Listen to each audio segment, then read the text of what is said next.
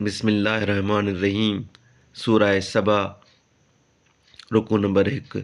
सभु साराह उन्ही अल्लाह खे जुगाए जो जेकी आसमाननि में आहे ऐं जेकी ज़मीन में आहे सो सभु संदसि आहे ऐं उन जी ई साराह आख़िरत में आहे ऐं उहो ई हिकमत वारो ख़बर रखंदड़ आहे जेकी ज़मीन में घिड़ंदो आहे ऐं जेकी मंझांसि निकिरंदो आहे ऐं जेकी आसमान मां लहंदो आहे ऐं जेकी मंझंदि चढ़ंदो आहे सो सभु उहो ॼाणंदो आहे ऐं उहो ई बख़्शणहार महिरबान आहे। ऐं काफ़िर चवंदा आहिनि त असां ते क़यामत कॾहिं न ईंदी। खेनि चयो त हाओ मूंखे पंहिंजे उन्हीअ पालणहार कुझु ॼाणंदड़ जो कसम आहे त अव्हां वटि ज़रूरु ईंदी, जंहिंखां ज़रे जेतिरो न की आसमाननि ऐं न की ज़मीन में कुझो रहे थो ऐं उनखां तमामु नंढी का शइ अहिड़ी कान्हे ऐं न की तमामु वॾी जा पधिरे किताब में लिखियलु न आहे। हिन लाइ त जिन ईमान आंदो ऐं चङा कम कया तिन खे बदिलो ॾिए। उन्हनि लाइ बख़्शिश ऐं सॻोरी रोज़ी आहे ऐं जेकी असांजे आयतुनि में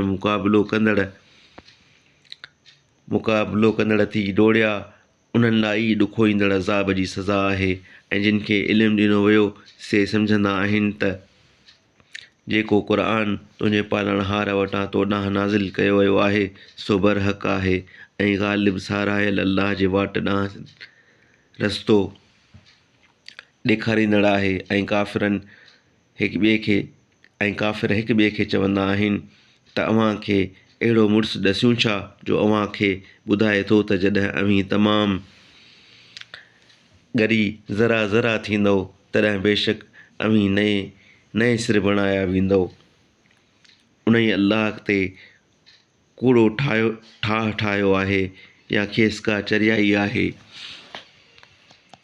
न, बल्कि जेकी आख़िरत खे न मञींदा आहिनि से अज़ाब में हूंदा ऐं उहे वॾी भुल में आहिनि। जेकी संदनि अॻियां ऐं जेकी संदनि पोयां आसमान ऐं ज़मीन मां बणायो वियो आहे सो ग़ौर करे न ॾिठऊं छा?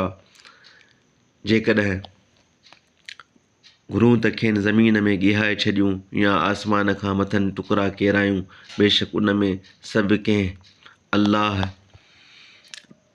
ॾांहुं वरंदड़ ॿाढ़े लाइ वॾी निशानी आहे।